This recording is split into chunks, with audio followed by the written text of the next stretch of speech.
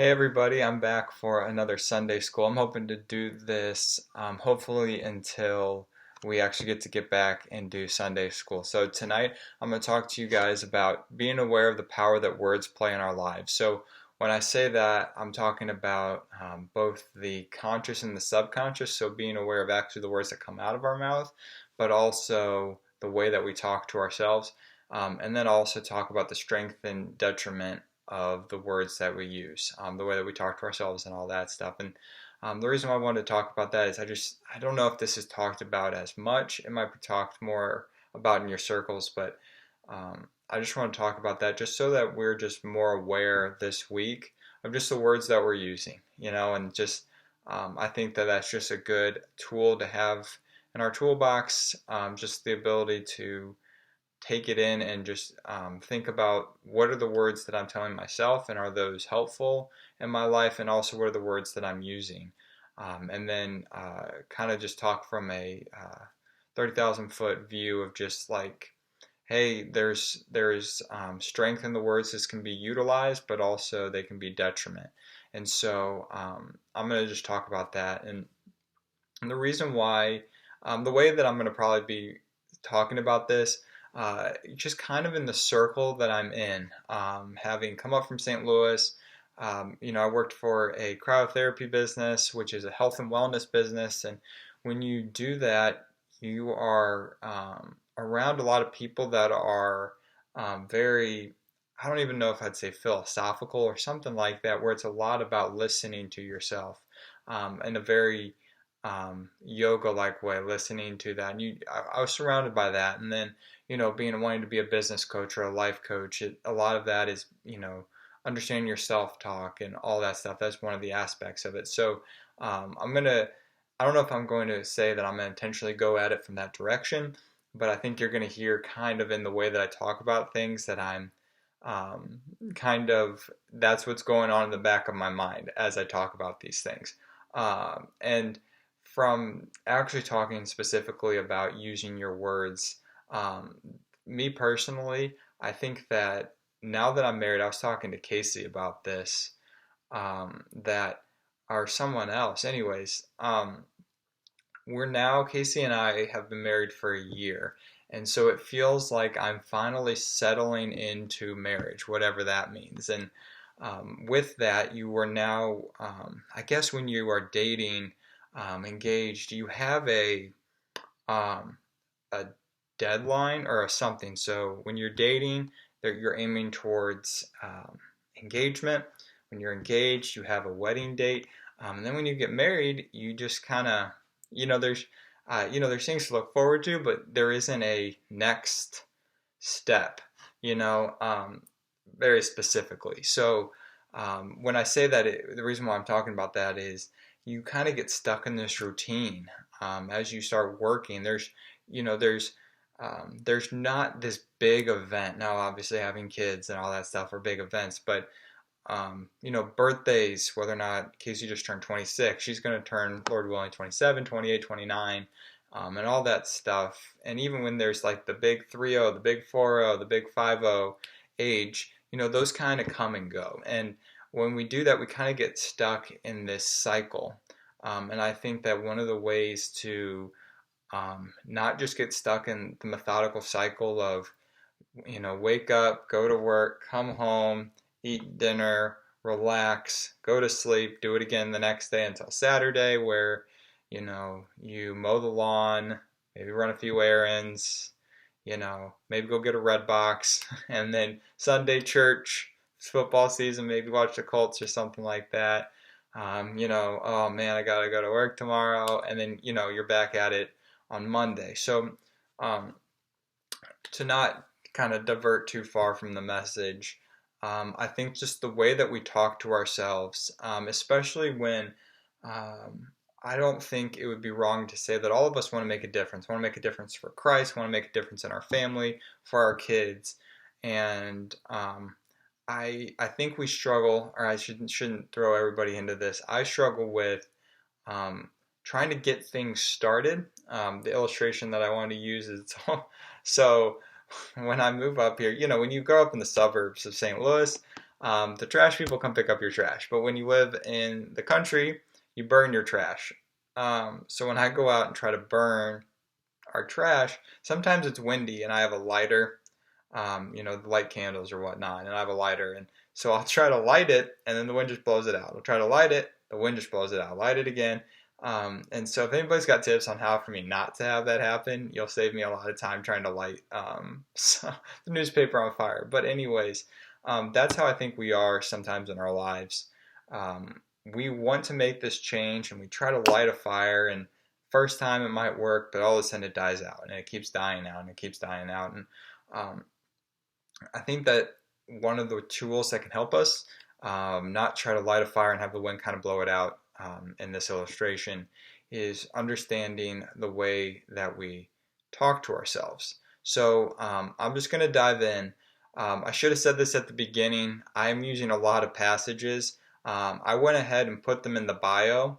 I think I'm going to try to put them in order of what I'm going to read them at, because I'm going to be bouncing around a lot. I'm going to be pointing out a lot of different places in Scripture.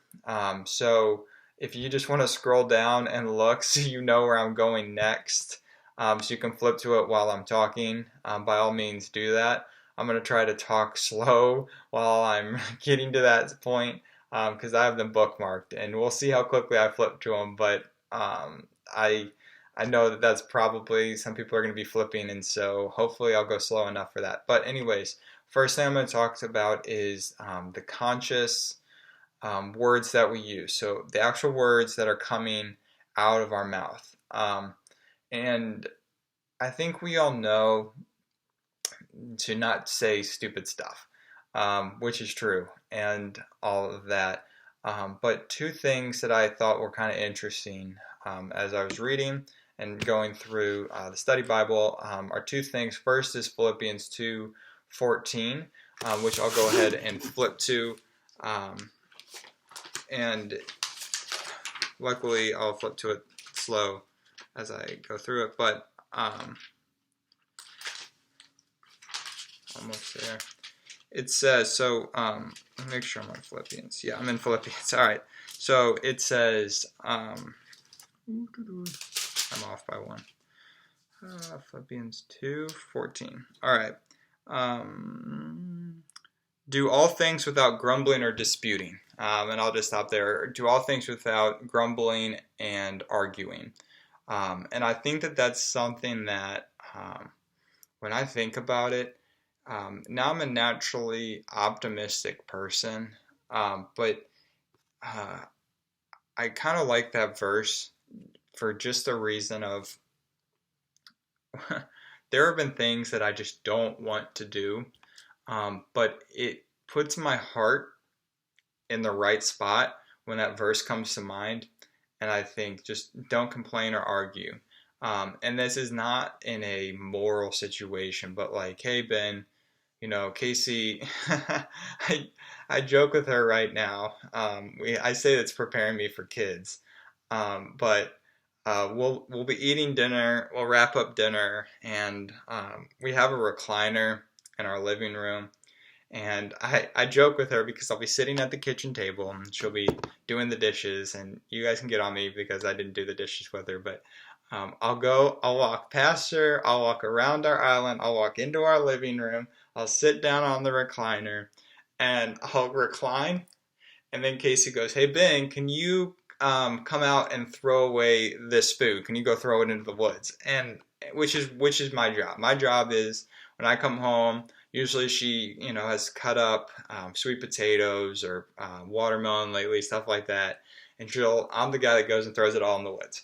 And I joke with her. I'm like, Casey, I was at the kitchen table. I walked past you. I walked all the way to the living room. I sit down in the recliner and I recline my feet. And you tell me now, jokingly, obviously, and she thinks it's funny because it is preparing us for kids. Of just like, I was doing everything, and we could have done this 5 minutes before, but now that I'm into something, and that's kind of a funny example of it. But man, what a gracious heart! What puts me in the right heart is, being able to laugh about that and not complaining, but enjoying just first the opportunities of, getting to be married and getting to have a lovely wife and all that. And I'm not sucking up for my father and mother-in-law, but I mean, she is lovely. But it just puts your mind in a heart. And yes, we're going to complain sometimes and all that stuff. But when you start trying to have that perspective of a joy, and just being like, I'm not going to complain about this. And you kind of inside, it's kind of hard because you're like, man, and I don't know why I always revert to video games, but it's like, man, I could be playing video games right now and I got to be mowing the lawn. You know what? I'm going to be honest, I'd much rather be watching TV than mowing the lawn. That's just me.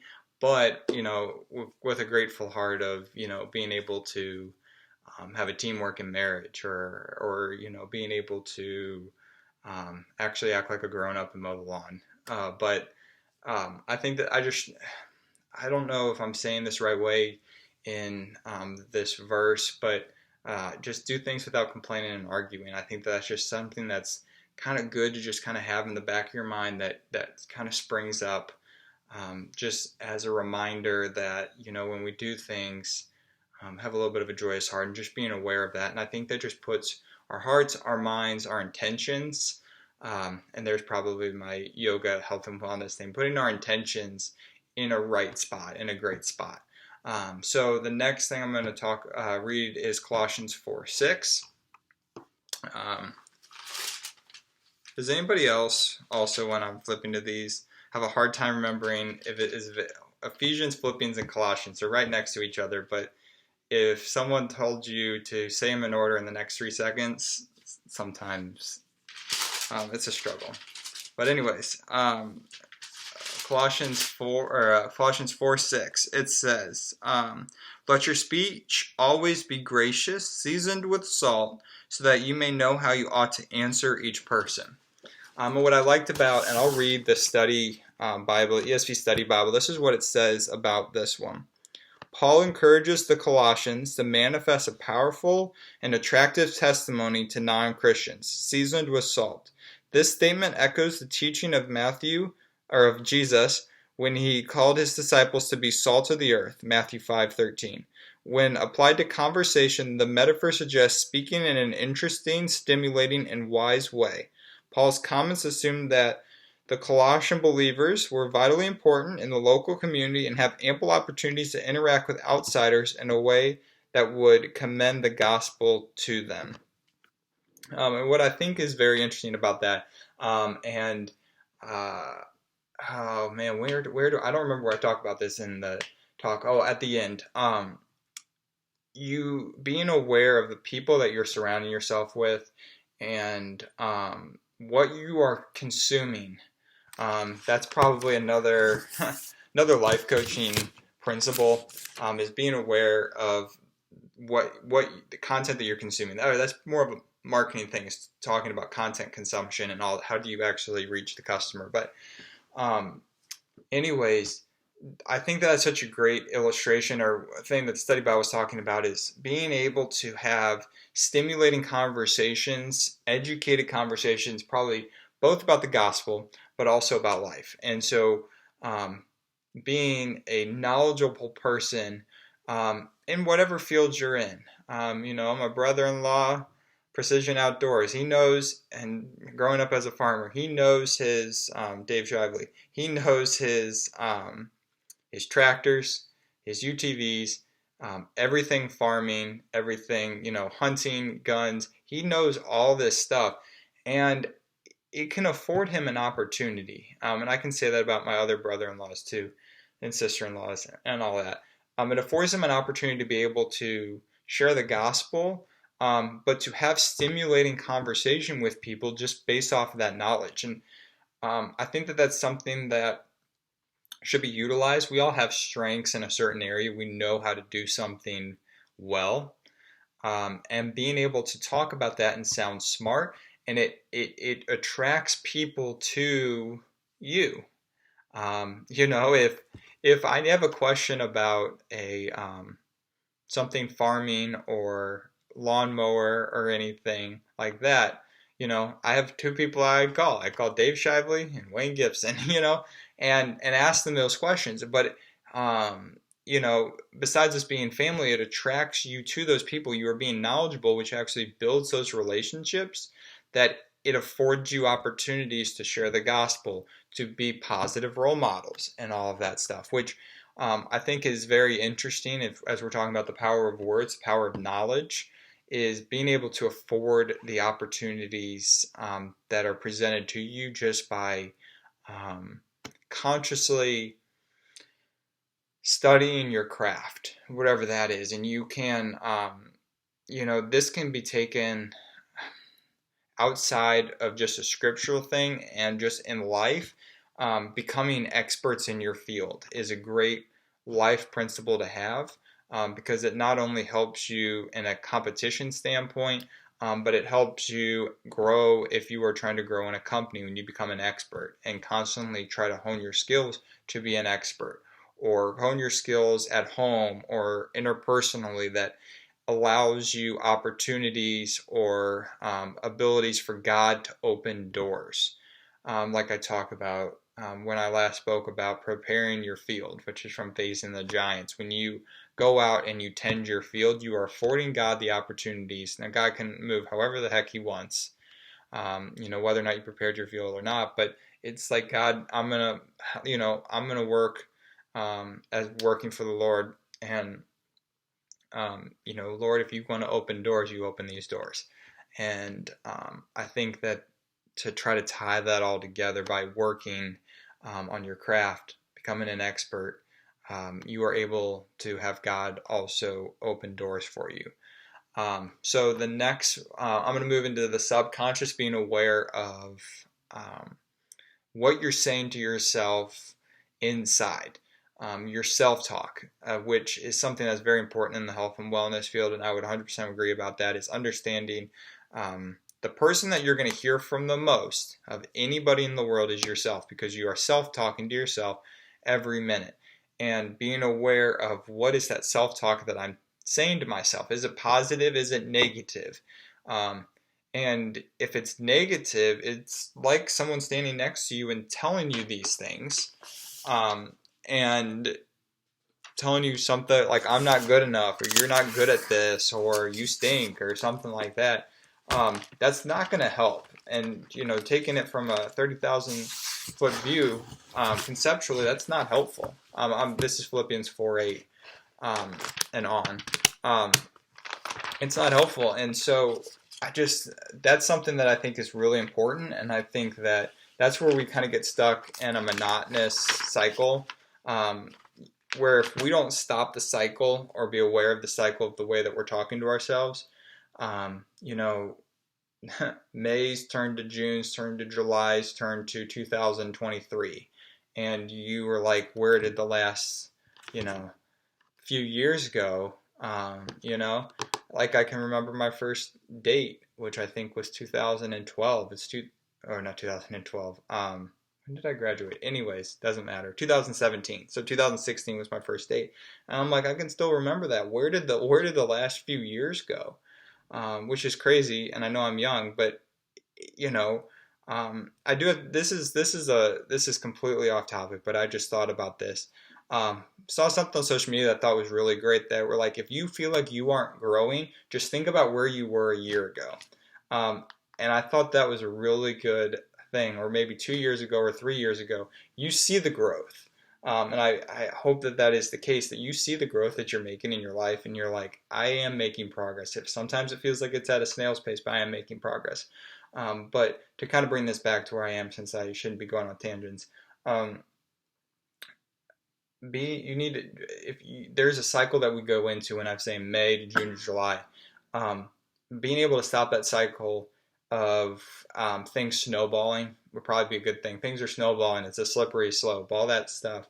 And being able to say, things stop now. I'm going to talk to myself better. I'm going to choose to be a fan of myself. Your number one fan is you. It's not your parents. It's not your friends. Your number one fan needs to be you. In the light of God, I should say, God's probably your number one fan. You'll never be able to out-fan, be your number one. You'll always be your number two fan. But that doesn't mean that you need to be number 3 through something. Like, you are your biggest fan and you treat yourself that way. The old adage, if God is a perfect God, He made you perfectly. And there's a reason why He made you unique and exactly the way you are. And I think that's such a great reminder of sometimes we think that we need to be somebody else. And there's not any room for anybody else on this world. You can't. There's only one of you, and there's just room for just one of you, and that's a good thing. That's a blessing. And so that's just a nice reminder. But on to Philippians 4:8. Here we go. Finally, brothers, whatever is true, whatever is honorable, whatever is just, whatever is pure, whatever is lovely, whatever is commendable, if there is any excellence, if there is anything worth praise, think about those things. So I'll read that again. Whatever is true, whatever is honorable, whatever is just, whatever is pure, whatever is lovely, whatever is commendable, if there is any excellence, if there is anything worthy of praise, think about these things. I think that that's such a great principle to have, such a great thing to know is, if anything is those things, think about those things. And that's probably also applies to the words that you say out of your mouth, but it's also just thinking on those things, whatever is true, whatever is noble, whatever is right, whatever is pure, whatever is lovely, all those things. It doesn't say whatever is negative, whatever are your faults. It shifts itself to the opposite, to something positive, because that's what you need to be thinking on, things of the Lord. And that's what I'll talk about at the end of what content are you telling yourself and consuming, and are these things that are building you up or tearing you down? Moving on to just understanding the detriment of the words that you can use and how we're fallen. I'm going to talk, it's James 3:8. So I'll flip to James 3:8, and then we'll go from there. Okay, sweet. Got to it.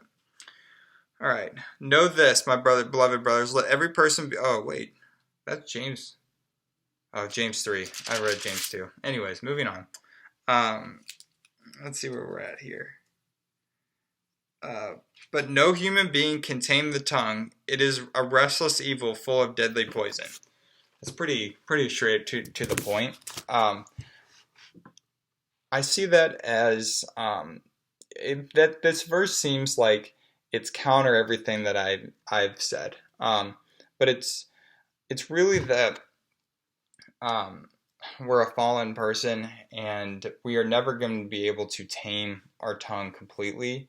But as you see in Scripture, it's, we're fallen, but that doesn't mean that we have to keep falling. We can, in the light of the gospel and the truth of the gospel and the joy of everything that is the Bible, that is God, we can live out a certain way. Knowing that our tongue is a dangerous tool. And so that's what I like about the Bible, is there's forgiveness, and I don't remember where it is in the Bible. It's very well known, so someone can drop this in the comments. But it's Paul talking about everything that I want to do, I don't do, and my flesh is weak. It's a real tongue twister. You feel like you're in Inception or something like that. But it's a great verse that I wouldn't say it's not a let you off the hook thing. It's a, understanding that we are a fallen humans that are redeemed, but that, we are still dealing with spiritual warfare. We are dealing with the devil, and we are going to make mistakes. And it's a good thing that you see the heroes of the Bible are the same way. There aren't a lot of, I don't know if I could say there's even any that are shown in the Bible that their warts aren't shown. And so that's one of the cooler things about the Bible is they don't ever really paint people in the best light. There are characters that I guess most of the time, but you know that they're fallen. And I don't remember if I talked about this here or anywhere else, but David, um, he was an adulterer. He murdered somebody. Who the heck knows what else he did? But they say God calls him a man after, or God after man after God's own heart. There we go. And so, some of the characters we name our kids David, not David the adulterer, the murderer, but it's a biblical name of a very godly man. And you see that in the Psalms, and you just see that through the life of David.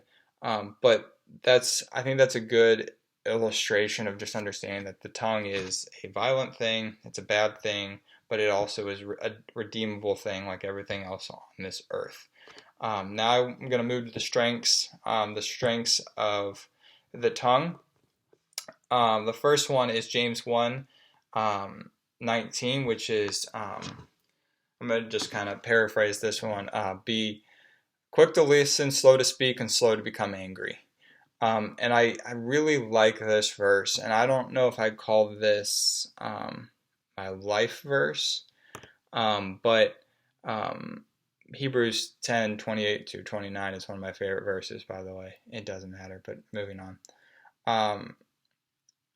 I really like that verse because it puts you in another frame of mind where you sit there and you think about when you're taking something in. I always see it as a taking something in. When you are listening to someone else, you are listening very intently, but you are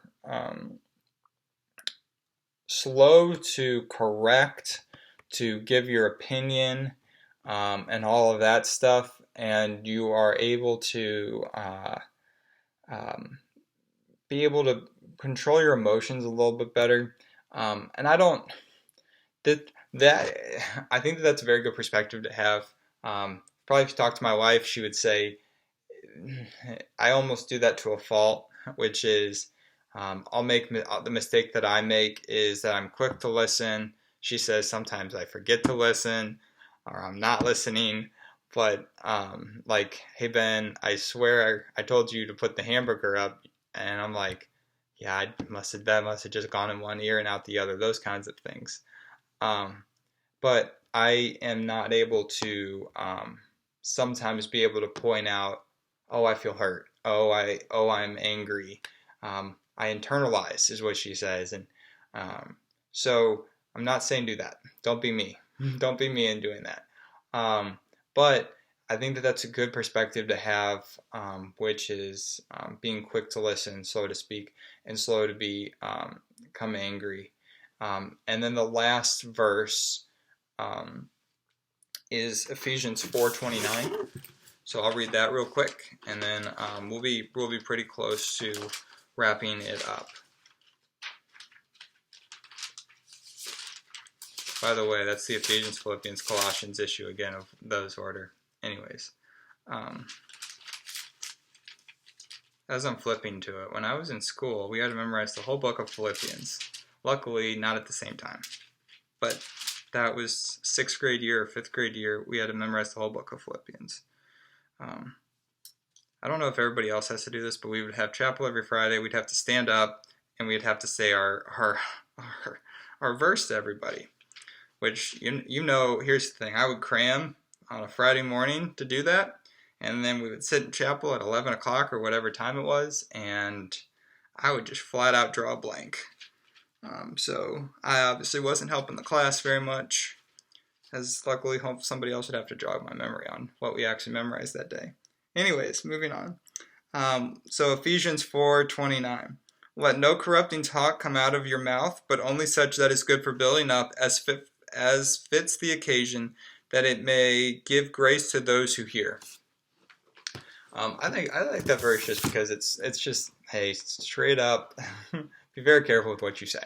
And I think that is that's the central theme of the message that I'm trying to bring forward, which is be careful of the words that come out of your mouth, both out of your mouth, and be careful of the ways that you are talking to yourself. I think that we create our own narrative for how we are going to live our lives. And that is in the light of the gospel. But because all of us are unique, we tell a different story of who we want to be, and that comes in the way that we dress, in the way that we talk, in our interests. But in that, we create our own narrative. And I think that, yes, I think circumstances can help dictate that, but I think it also is the way that we react to it, and the way that we tell our own narrative. And because you can come up with examples of people that had every odds against them and they were resilient. You can come up with examples that had everything that they ever would have needed and, just totally blew it all away. And that kind of goes with any example that I'm saying, you can have the opposite. And so I really think that, and this is again the health and wellness thing coming back in, you are in charge of your own narrative. You are in charge of what you say. And I think that you are accountable and responsible for what you say. And I think and I could be wrong about this, I think when your locus of control, to use a term, when your locus of control is internal, you are able to take extreme responsibility for your actions. And I think that that's a really good illustration thing to have is the buck stops with you, and you're not reliant on other people but outside of what the Lord thinks. You're not reliant on fallen creatures to tell your story. You tell your own story in the way that you talk to yourself and the words that you use. And just to kind of go back to kind of have a side thought before we wrap it up. The content that we consume, the movies we watch, the music we listen to, all of that does dictate the way that we talk to ourselves. There's a guy in college, baseball player, teammate of mine. He would say the word fair enough. Fair enough, fair enough, fair enough, fair enough. And all of a sudden I started saying the words fair enough. And it's just, I think that that's such a light example. But I think we need to be more aware of just the content that we consume. And that's not to say that there are, we have to be completely, I don't know how to say this, and obviously there are things that we shouldn't be doing. Maybe the lightest thing is, you probably shouldn't be watching scary movies every night and all that stuff, but watching one scary movie, no. I mean, that's okay, right?